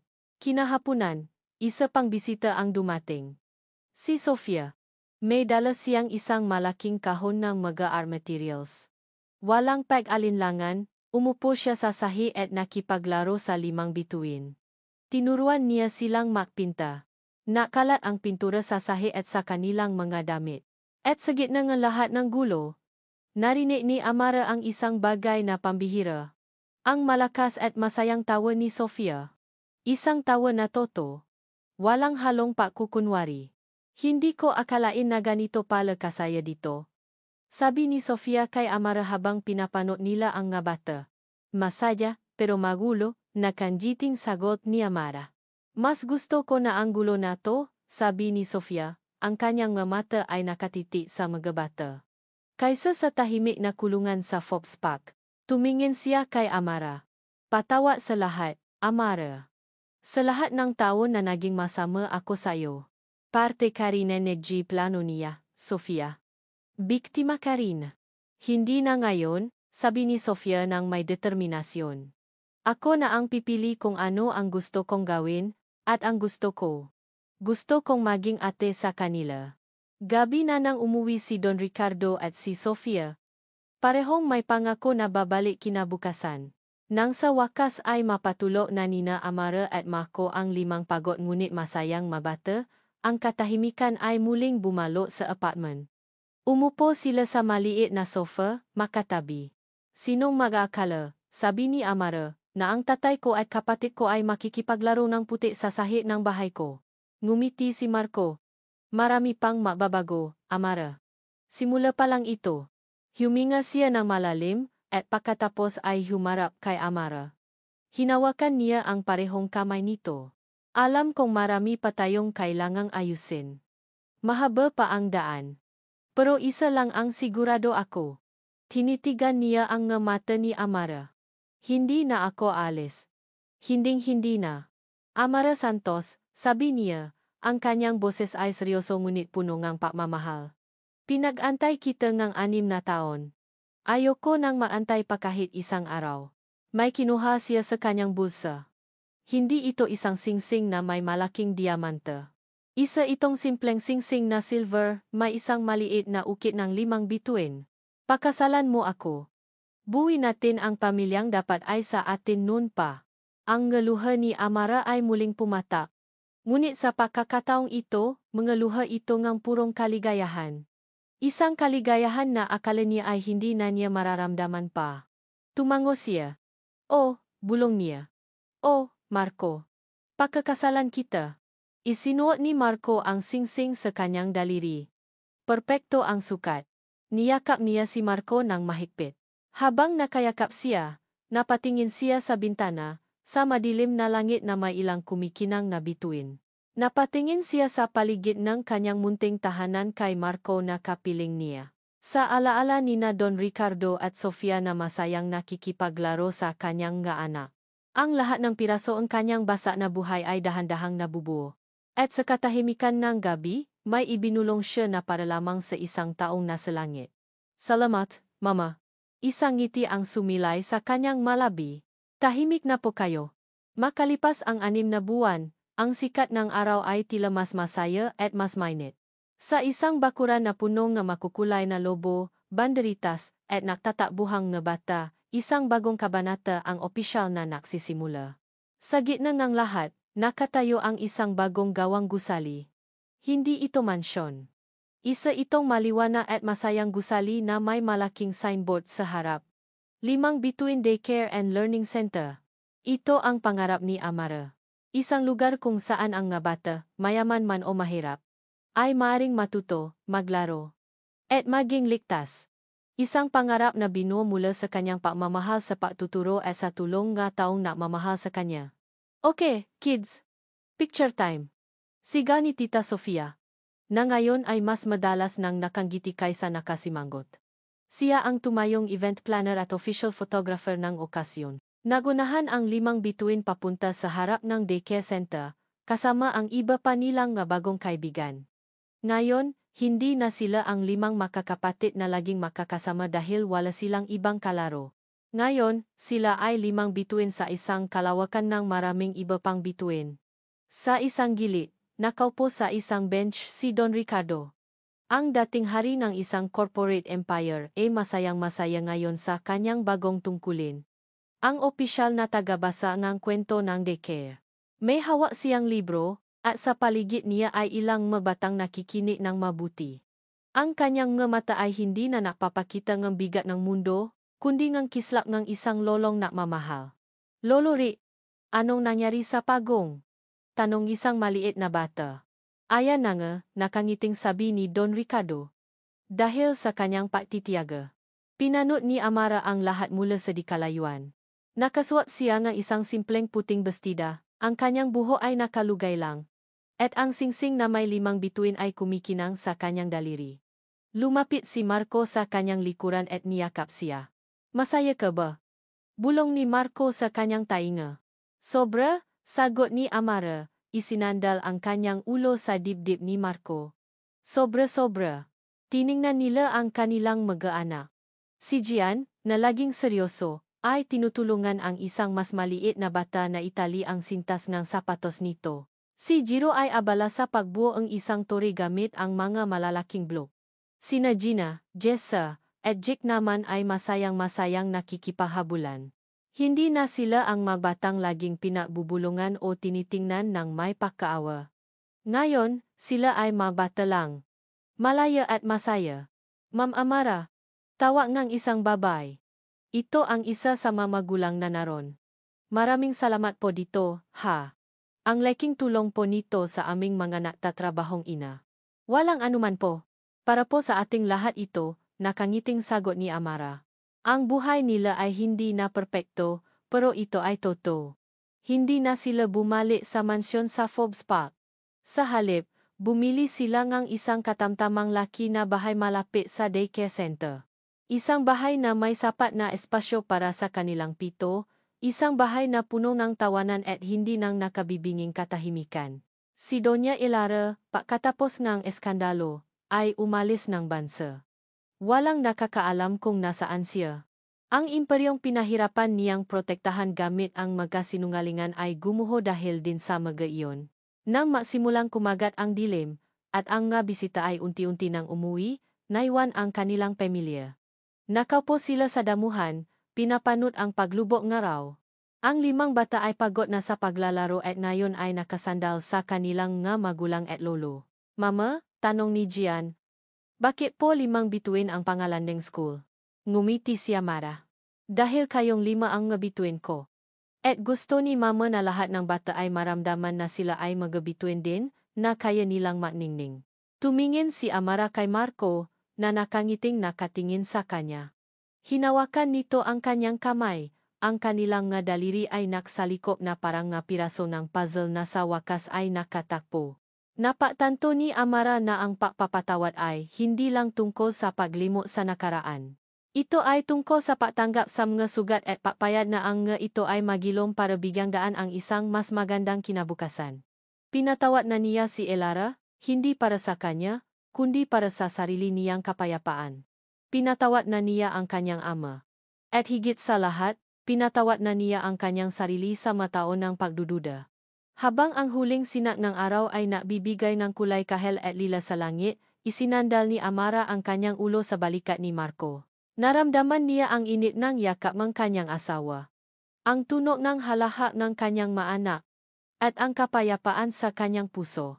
Hindi nasusukat ang halagang ang isang tao sa kanyang pinakmulan, sa yaman na mayroon siya, o sa pangalan na dala-dala niya. Ang tunay na halaga ay nasusukat sa lakas ng kanyang puso na magmahal sa kabilang ng sakit. At sa tapang na magpatawad sa kabilang ng lahat ng pagkakasala. At sa wakas, sa ilalim ng papalabas na matala sa langit, ang kanilang mabituin at ang bituin sa loob nga. Kanyang puso ay malaya ng maniningning. Sa aming mga minamahal na tagapakinig, mula sa kaibuturan ng aming puso, maraming salamat sa inyong patangkilik sa 5 bituin. Sa bawat yugto ng buhay ni Amara, sa bawat luha at bawat ngiti, kasama namin kayo. Isang karangalan ang ibahagi ang kanyang paglalakbay. Bilang inyong manunulat, napakalaking pribilehiyo ang isabuhay ang kuwentong ito. Naramdaman ko ang bawat pagsubok na kinaharap ni Amara, ang bawat desisyon na kanyang ginawa. Hindi madali ang kanyang paglalakbay, puno ng pasakit at pagdududa. Ngunit sa huli, pinatunayan niya na ang tunay na lakas ng isang ina ay hindi matatawaran. Ang kanyang pagmamahal ay isang ilaw na kayang palayasin ang anumang dilim. Ito ang kuwento ng pagbangon, ng pag-ibig na walang kondisyon, at ng pagpapatawad na nakpapalaya. Sana'y nanatili sa inyong puso ang mensahe ng kuwentong ito. Na ang pagpapatawad ay hindi lang para sa iba, kundi para rin sa ating sarili. Na ang pag-ibig, sa kanyang pinakadalisay na anyo, ay may kakayahang magpagaling ng nga sugat at bumuo nga tulay. Na kahit gaano pa kahirap ang buhay, palaging may paasa para sa isang mas magandang bukas. Ang totoong halagang isang tao ay hindi nakikita sa kanyang yaman o apelyido, kundi sa kanyang tapang na magmahal, magpatawad, at lumaban para sa kanyang pinahahalagahan. Kami ay sabik na malaman ang inyong nga salobin at damdamin matapos mapakinggan ang buong kwento. Anong bahagi ang pinakanakapukaw sa inyong damdamin? Anong aral ang nakuha ninyo? Ibahagi ninyo ang inyong mga naisip sa comment section. Ang inyong feedback ay ginto para sa amin. Hanggang sa muli, Sweet Kili Piho.